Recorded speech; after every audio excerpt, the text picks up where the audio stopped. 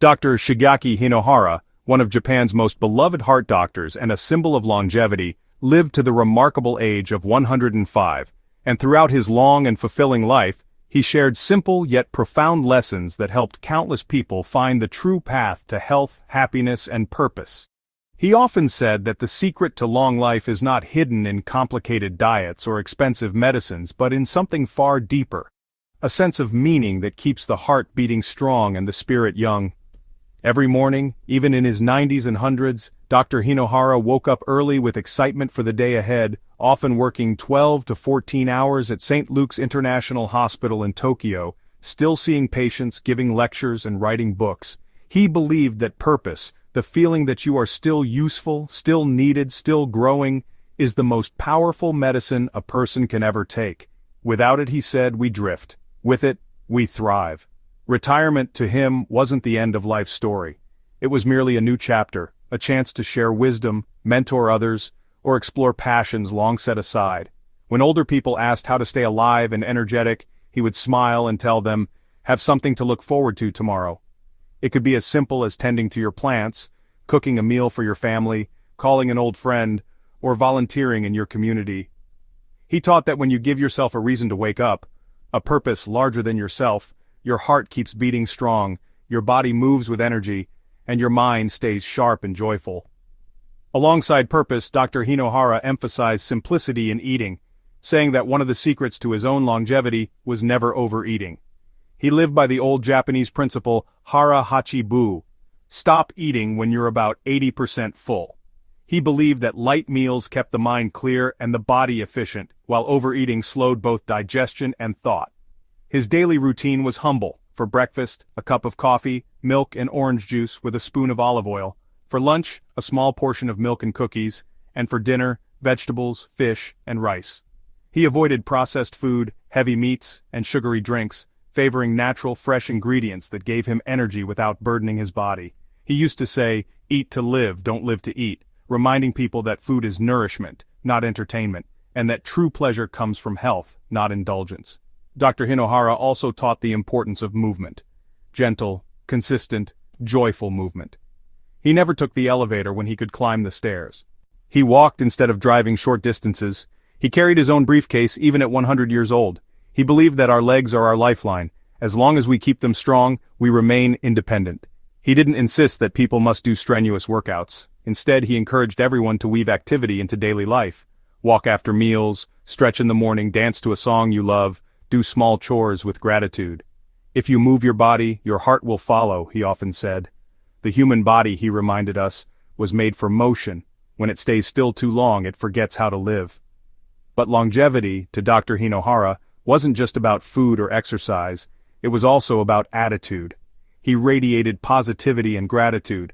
Even in his later years, he smiled often, laughed freely, and approached life with curiosity rather than complaint.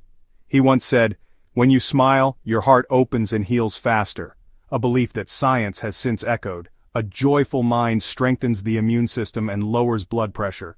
He had lived through war, loss, and hardship, yet never let bitterness take root. He taught that holding grudges or regrets was like carrying heavy stones in your heart. They slow you down and make each step harder. Instead, he urged people to forgive, to let go, and to focus on the blessings still present each day. The sound of birds, the taste of tea, the kindness of friends. When you are grateful, he said, you can never be truly poor. This gratitude extended to his philosophy on wealth and success. In a world obsessed with money, status, and possessions, Dr. Hinohara offered a gentler, truer perspective. We cannot take money when we go, he would remind audiences, but we can leave kindness. He lived modestly, never chasing luxury, and measured his wealth by the number of lives he touched. True success to him was a life of contribution, using one's skills, time, and compassion to make the world a little better. He believed that serving others was a powerful way to heal one's own heart, especially in old age, when purpose and connection become as vital as oxygen. If you spend your days helping others, he said, you will forget to count your years. This mindset naturally connected to his medical philosophy of prevention over cure. As a physician, he saw that many people waited until illness struck before they cared for their health. He wanted to change that.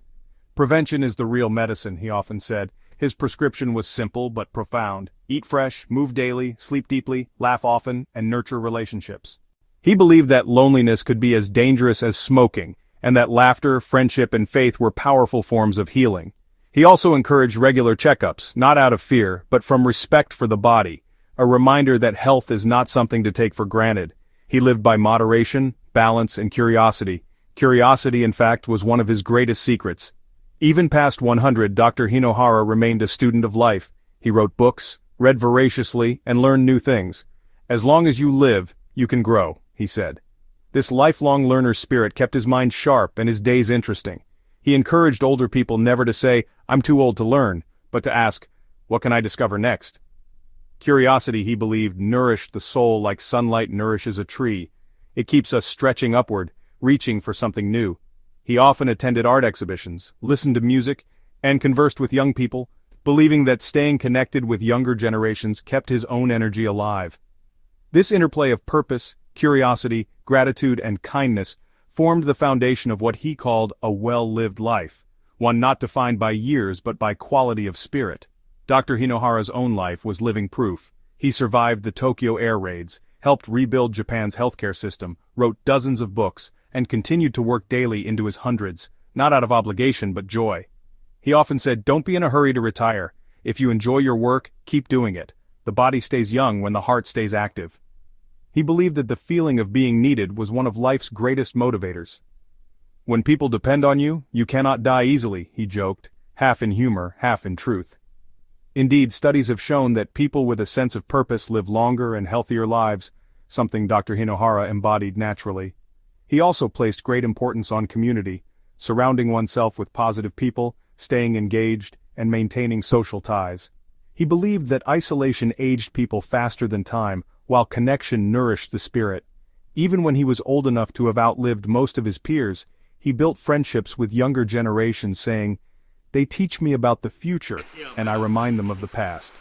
This intergenerational exchange, he believed, was essential for a balanced world. Spiritually, he advised humility, understanding that life is a mystery larger than us all, and that each day we're alive is a gift, not a guarantee. He viewed aging not as decline but as a sacred phase, a time to reflect, teach, and savor. "Do not fear old age," he said, "for it brings the freedom to be truly yourself." He often described longevity not as a reward, but as a responsibility, a chance to contribute wisdom and compassion to the world. "If you live long," he said, "use those extra years to do good." His approach was deeply holistic: care for the body with movement and nourishment, care for the mind with learning and gratitude, and care for the soul with kindness and purpose. He rejected the idea that happiness fades with age. In fact, he insisted it could deepen. "In youth we chase pleasure," he said, "but in age we find joy." He saw joy in small routines: a walk in the sun, a meal shared, a quiet morning with tea. He believed that simplicity was the highest sophistication. "Don't waste energy chasing luxury," he would advise. "The richest life is one filled with meaning." His daily habits reflected this wisdom: rising early, maintaining a light schedule filled with meaningful tasks, staying curious, connecting with others, eating fresh foods, avoiding stress, and sleeping soundly. When asked how he kept his vitality, he said, "I never get bored. I'm always curious about tomorrow." And that was his essence: a heart forever young because it never stopped wondering. His message to older generations was always uplifting: do not retreat from life, lean into it, keep serving, learning, laughing, keep walking, smiling, forgiving, keep dreaming, even small dreams. Age, he believed, was not an obstacle but a teacher, one that reveals what truly matters. "We are not old," he said, "we are simply full of years." Each wrinkle to him was a badge of survival, each gray hair a thread of wisdom. His humility, kindness, and discipline formed a blueprint for graceful aging, not resisting time, but walking hand in hand with it. So, if you wish to live like Dr. Hinohara, let your days be filled with purpose, your plate be light and colorful, your feet be active, your mind be curious, your heart be grateful, your spirit be generous, and your smile be frequent. Remember that the greatest medicine is not found in a bottle, but in a meaningful life.